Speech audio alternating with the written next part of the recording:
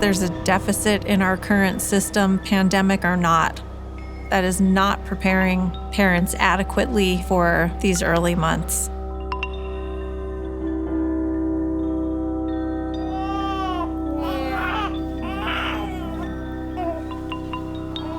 We can be knocked off our center, but can find our way back to calm and self-soothed.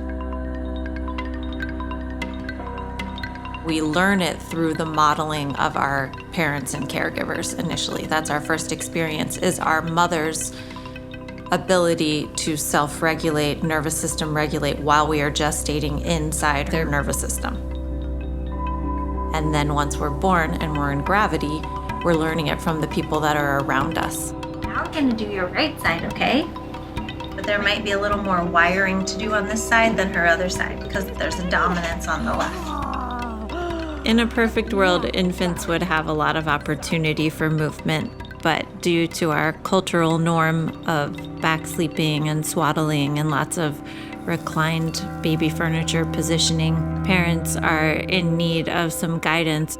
And remind me what this is doing for them? So they kind of come in like a little bit of a ball when they're not having much of a relationship to their limbs being separate, one side to the other.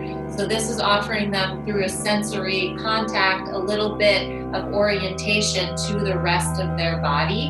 And we're mapping that so it creates a neural pathway through the brain.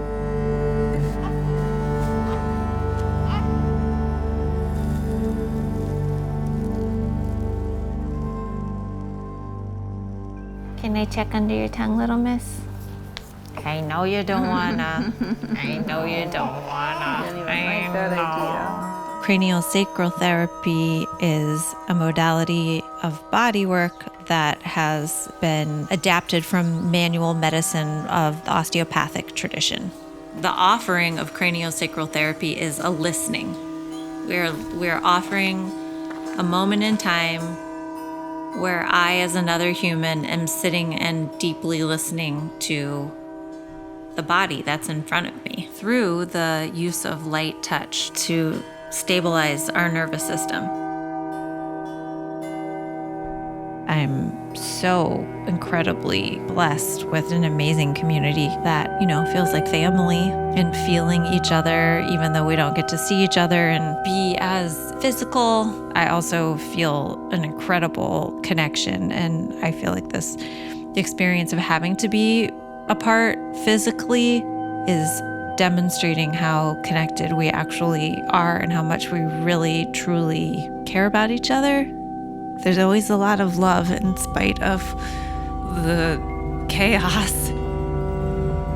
In the beginning, this shelter-in-place period felt as difficult as I thought it was going to feel. I was benched from my practice and shut it down and had no intention of offering any kind of virtual support. As I took in all of the requests as they were coming, I started to realize that I could support them and I did have something to offer. I don't have any help. I haven't had any help really since the baby was born because we don't have family in town and the family was going to come out of town to help us. And because of COVID, they haven't come. After the C-section, I wasn't able to really do much. And then we sort of hit a nice oh my God, I can carry her on me now and we can be outside and we go hiking. And there's that bonding I didn't get in the beginning. So I think I'm a little nervous about, having my own nervous system balanced out. Looking at 5 different families and boxes on the screen was disorienting. I'm sorry. Baby. I'm in the box, aren't I, sweet pea? And whatever instinct in you noticed that, bookmark that. He's much more able to pick up his head and the top of his chest and not just have his face smushed into the ground. I was trying to do these things on my own, but it's so much different to do it in the context of the class, of your guidance and being with others. I love being in community. I think I learned so much from other people. That journey is a part of what happens when babies are learning rotation and learning weight bearing and learning how to be in gravity. And then you roll like a rolling ball. Yeah. Oh, is that how you do it? Oh, yay!